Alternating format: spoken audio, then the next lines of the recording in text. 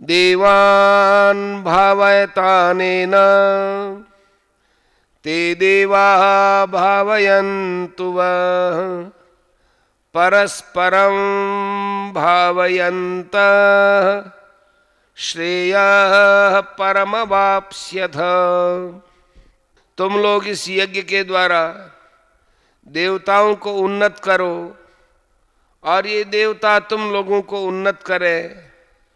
इस प्रकार निस्वार्थ भाव से एक दूसरे को उन्नत करते हुए तुम लोग परम कल्याण को प्राप्त हो जाओगे। प्रश्न, अनेन पद यहाँ किसका वाचक है और उसके द्वारा देवताओं को उन्नत करना क्या है? उत्तर, अनेन पद जिसका प्रकरण चल रहा है उस स्वधर्म रूप यज्ञ का ही वाचक है, किंतु यहाँ जिस यज्ञ में वेद मंत्रों द्वारा देवताओं को हविष्य दिया जाता है उसको उपलक्षण बनाकर स्वधर्म पालन रूप यज्ञ की अवश्य कर्तव्यता का प्रतिपादन किया गया है। इसलिए उपलक्षण रूप से इसे हवन रूप यज्ञ का वाचक समझना चाहिए और उस हवन रूप यज्ञ के द्वारा देवताओं को हवि पहुंचाकर पुष्ट करना और उनकी आवश्यकताओं की पूर्ति करना ही उनको उन्नत बनाना है, ऐसा समझना चाहिए। एवं यह वर्णन उपलक्षण के रूप में होने के कारण यज्ञ का अर्थ स्वधर्म समझकर अपने अपने वर्णाश्रम के अनुसार कर्तव्य पालन के द्वारा प्रत्येक ऋषि, पितर, भूत, प्रेत, मनुष्य, पशु, पक्षी आदि सभी प्राणियों को सुख पहुंचाना, उनकी उन्नति करना भी इसी के अंतर्गत समझना चाहिए। प्रश्न, वे देवता लोग तुम लोगों की उन्नति करें, इस कथन का क्या भाव है? उत्तर, इस कथन से ये भाव दिखलाया है कि जिस प्रकार यज्ञ के द्वारा देवताओं को पुष्ट करना तुम्हारा कर्तव्य है, उसी प्रकार तुम लोगों की आवश्यकताओं को पूर्ण करके तुम लोगों को उन्नत करना देवताओं का भी कर्तव्य है।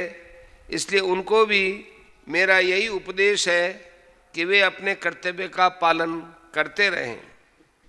प्रश्न, निस्वार्थ भाव से एक दूसरे की उन्नति करते हुए तुम लोग परम कल्याण को प्राप्त हो जाओगे, इस कथन का क्या भाव है?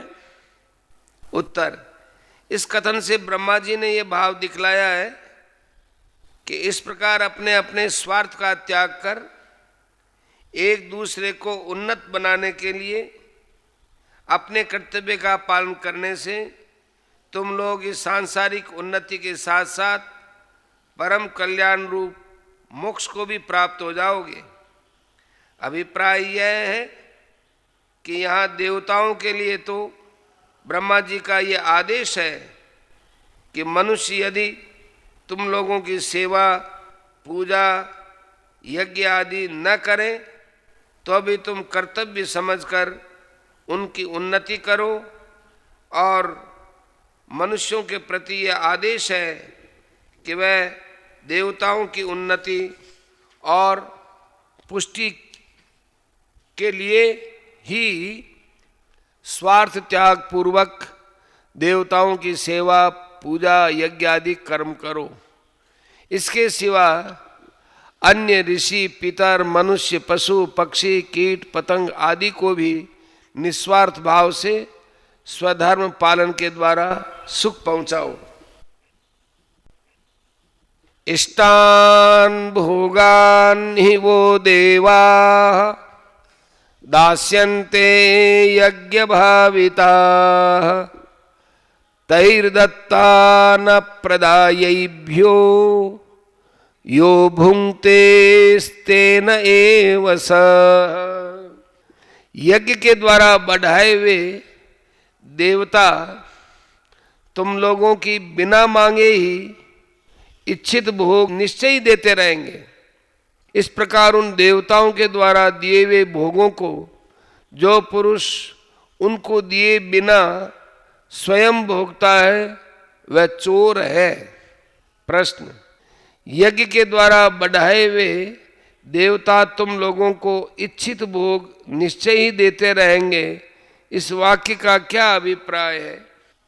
उत्तर, इससे ये भाव दिखलाया गया है कि तुम लोगों को अपने कर्तव्य का पालन करते रहना चाहिए। फिर तुम लोगों से यज्ञ के द्वारा बढ़ाए हुए देवता लोग तुमको सदा सर्वदा सुख भोग और जीवन निर्वाह के लिए आवश्यक पदार्थ देते रहेंगे, इसमें संदेह की बात नहीं है, क्योंकि वे लोग अपना कर्तव्य पालन करने के लिए ही बाध्य हैं। प्रश्न, उनके द्वारा दिए हुए भोगों को जो मनुष्य उनको दिए बिना ही भोगता है वह चोर है, इस कथन का क्या भाव है?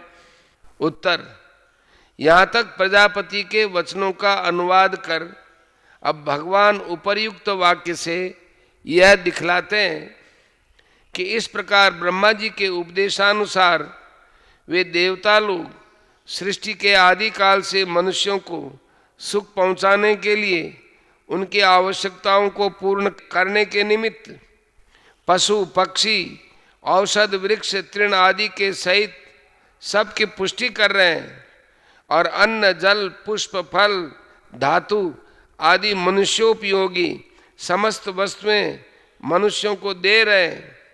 जो मनुष्य उन सब वस्तुओं को उन देवताओं का ऋण चुकाए बिना उनका न्यायोचित स्वत्व उन्हें अर्पण किए बिना स्वयं अपने काम में लाता है, वह वैसे ही कृतज्ञ और चोर होता है जैसे कोई स्नेहशील माता पिता से पाला पोसा हुआ पुत्र उनकी सेवा न करने से एवं उनके मरने के बाद श्राद्ध तर्पण आदि न करने से किसी के द्वारा उपकार पाया हुआ मनुष्य यथासाध्य प्रत्युपकार न करने से अथवा कोई दत्तक पुत्र पिता के द्वारा प्राप्त संपत्ति का उपयोग करके माता पिता की सेवा न करने से कृतज्ञ और चोर होता है।